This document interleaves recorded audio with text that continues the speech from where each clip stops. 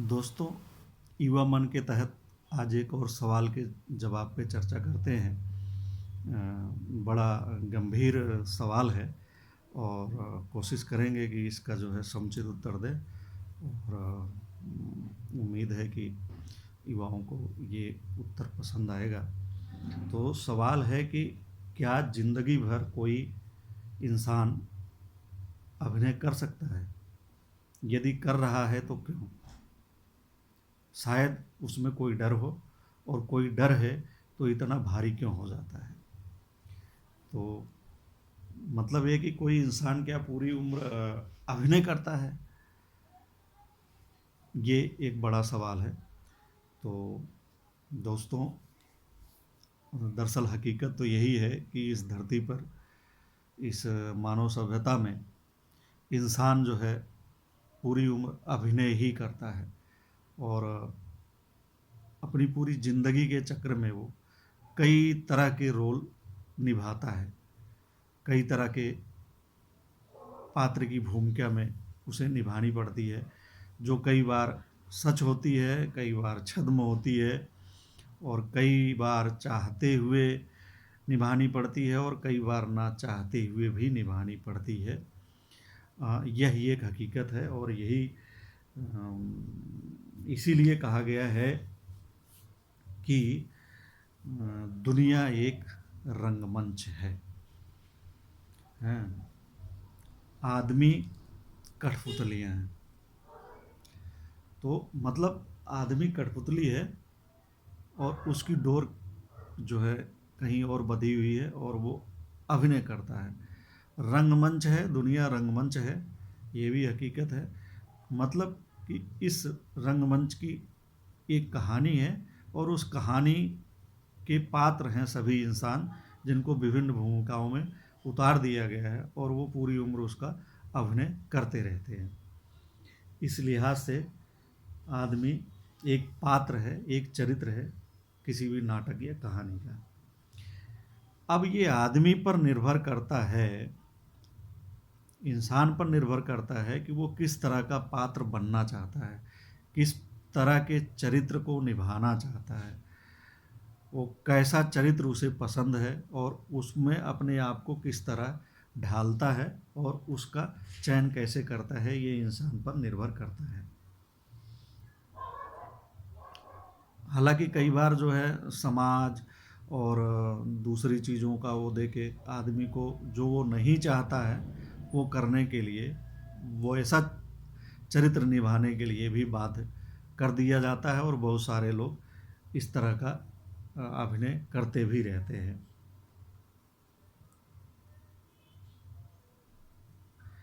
तो ये आदमी पे निर्भर करता है और वो अपने उससे जो है तय करता है कि उसे कैसा चरित्र और कैसा रोल और कैसी भूमिका निभानी है।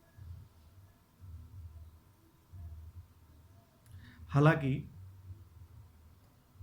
मानव समाज की आड़ में परिवार अपनी बंदिशें बच्चों पर थोपता है कि समाज के ये कहेगा, क्या कहेगा, नहीं कहेगा, ऐसा करो वैसा करो। तो दरअसल अपने ख्वाब और ख्वाहिशें पूरी करने के लिए जो माता पिता हैं वो अपने बच्चों को विभिन्न बंदिशों में बांधते हैं और उनका संतान किस तरह की भूमिका निभाएगा आगे चल के, ये माता पिता तय करते हैं, बजाय यह सोचे कि उनकी संतान जो है, बेटा या बेटी, वो कैसी भूमिका निभाना चाहता है या कैसी भूमिका पसंद करता है। उसको वो ख्याल नहीं रखते।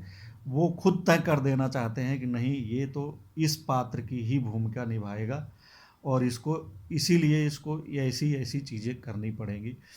और फिर इन्हीं सब चीज़ों से जो है फिर कई तरह की दिक्कतें आती हैं कि माता पिता अपने संतान की इच्छा को नहीं समझ पाते। दरअसल ये होना चाहिए कि समाज और इन सब का दबाव न डाल के संतान को पात्र की भूमिका खुद जो है चयनित करनी चाहिए अपनी पसंद और अपनी क्षमता के अनुसार। और माता पिता को भी चाहिए कि संतान की क्षमता के अनुसार, उसकी प्रतिभा के अनुसार, उसकी पसंद के अनुसार उसको वो भूमिका निभाने के लिए प्रेरित करें। तो इससे एक अच्छे समाज का निर्माण होता है, और फिर जो है वो संतान, वो लड़का या लड़की एक अच्छे तरीके से उभर के आता है सामने जो है, और समाज के लिए भी उपयोगी बनता है, परिवार के लिए भी और खुद के लिए भी उपयोगी साबित होता है। तो अब यहाँ ये भी बता दें कि समाज की खींची लकीर पर चलने वाले की तारीफ हर कोई करता है, लेकिन जो उस लकीर को मिटाता है, काटता है, उसकी आलोचना की जाती है। समाज की लकीर मतलब वही होता है कि एक बना बनाया पैटर्न है और वो चलना है। माँ बाप ने कहा कि आपको डॉक्टर बनना है, या कह दिया कि इंजीनियर बनना है, या कह दिया कि जो है कोई और चीज़ बननी है। तो हालांकि पता चला कि बच्चे का जो रुझान है वो मैथ में नहीं है, लेकिन उसे मैथ पढ़ने के लिए बाधित किया जा रहा है। केमिस्ट्री नहीं पढ़ना चाहता है या उसे नहीं समझ में आता है, लेकिन उसे केमिस्ट्री पढ़ाई जा रही है। इसी तरह की होती है। बहुत सारे लोगों को अब बहुत सारे विषय पसंद नहीं है। अब किसी को इतिहास पसंद है तो उसे इतिहास ही पढ़ना चाहिए, बजाय इसके कि उसे मैथ पढ़ाया जाए या केमिस्ट्री पढ़ाई जाए और उस क्षेत्र में उसका जो है करियर तलाशा जाए। दरअसल करियर को लेके एक माता पिता में ये होता है कि उनकी संतान जो है एक अच्छा करियर बनाए, मतलब ऐसी पढ़ाई करे कि आगे चल के जो है वो एक बेहतर नौकरी कर पाए या बेहतर व्यवसाय या धंधा कर पाए, ताकि जो है उसका जीवन खुशहाल हो जाए। तो दरअसल ये एक सपना भी है, ख्वाहिश भी होता है, और इसमें कहीं वो बात भी अंतर्निहित होती है कि जो वो नहीं कर पाए हैं वो अपने संतान से कराना चाहते हैं, अपने अधूरे सपने को अपनी संतान से पूरा करना चाहते हैं। उसमें एक ये भी बात होती है। तो इसलिए जो है, जो बात मानता है, जो बहुत सारे लोग बात मानते हैं और लकीर के फ़कीर बन के या समाज की बनाई लकीर पे चलते हुए आगे बढ़ते हैं और सफलताएं भी हासिल करते हैं, अपने हिसाब से उसको मानते हैं कि वो सफल हैं। लेकिन कुछ लोग जो है ऐसा नहीं करते हैं, वो जो है खुद अपनी भूमिका तय करना चाहते हैं। तो उनको जो है फिर समाज जो है या परिवार की तरफ से दिक्कतों का सामना करना पड़ता है। इसलिए, लेकिन यह ज़रूरी नहीं है, समाज किसी को विवश नहीं कर सकता कि आप उसी के बनाए पैटर्न पर चले। हर आदमी की अपनी पसंद होती है, इच्छा होती है, विचार होता है, और वह अपने तरीके से जीना चाहता है। उसे जीना भी चाहिए। उसे तय करना होता है कि बस उसे तय करना है कि उसका अपना लक्ष्य क्या है, उसकी अपनी पसंद क्या है, और वो उसकी उसमें किस में इंटरेस्ट है, किस में रुचि है, और उसका अपनी क्या फ़िलॉसफी है, क्या दर्शन है, और उसको प्राप्त करने के लिए क्या मार्ग उसने चयन किया है। जब ये सब सारी चीज़ें तय कर लेता है, तब वो जो है एक बने बनाए पैटर्न की तरफ नहीं चलता है, और फिर अपना निर्णय करता है, और वो किसी के बताए हुए निर्णय पर चलने का प्रयास नहीं करता है। हालांकि इसमें रुकावटें आती हैं नाना तरह की। जब आप अपने हिसाब से चलना चाहें तो जो है उसमें रुकावटें आएंगी, लेकिन अडिग होते हैं, दृढ़ निश्चयी होते हैं, वो जो है चलते हैं। समाज की खींची लकीर पर सभी नहीं चलते, और तर्क करते हैं, सवाल करते हैं, और अपना नज़रिया जो रखते हैं वो समाज की बनाई हुई लकीर पर नहीं चलते हैं। वो अपनी लकीर खींचते हैं और समाज की लकीर को छोटी करते हैं और अपनी लकीर को बड़ी करते हैं। वो अपने विरोधी को समझाने की कोशिश करते हैं, समझ गए तो ठीक, नहीं तो अपना रास्ता वो खुद तय कर लेते हैं, बना लेते हैं, और बनाना भी पड़ता है। आसान होता है लकीर का फ़कीर बनना, कठिन होता है धारा के विपरीत चलना। तो जो एक पैटर्न कहा गया है वो कई बार आसान होता है, लेकिन कई बार होता भी नहीं है। अगर बच्चे की रुचि जो है किसी चीज़ में नहीं है, मान लो उसको मैथ में रुचि नहीं है, और उसको पढ़ने के लिए बाध्य किया जाए, तो ये आसान नहीं होता है। लेकिन कई बार जो है चलते हैं, मान लेते हैं और फिर आगे चल के उसका परिणाम सही नहीं भी निकलता है, और कई बार जो है सही भी निकल आता है, लेकिन अक्सर सही नहीं होता है। तो इसलिए रुचि पे ही छोड़ दिया जाता है, पसंद पे और उसकी प्रतिभा अनुसार, क्षमता अनुसार उस सारी चीज़ों पे छोड़ दिया जाता है। तो हालांकि जो इसका विरोध कर देते हैं, तो मतलब एक तरीके से वही हुआ कि धारा के खिलाफ चलना। तो शख्स से शख्सियत यानी व्यक्ति से व्यक्तित्व का निर्माण विद्रोह से ही होता है। जो अपनी क्षमता, अपनी पसंद और उसके अनुसार चलना चाहता है, उसे विद्रोह करना ही पड़ता है। विद्रोह, वैसे विद्रोह कमोबेश सभी करते हैं, लेकिन एक उम्र के बाद समझौता करने लग जाते हैं। बच्चा बहुत विद्रोही होता है, वो किसी की बात नहीं मानता है। माता पिता जो मना करेंगे वो उसको करने की भरपूर कोशिश करेगा, और करेगा भी, सामने नहीं करेगा तो पीठ पीछे करेगा, लेकिन करता ही है। लेकिन जो है एक उम्र के बाद वो भी समझौता करने लग जाता है, और ये समझौता शुरू होता है शादी से। विवाह बंधन में बंधने के बाद लड़का हो या लड़की, उनकी फिर जो है एक भूमिका तय कर दी जाती है।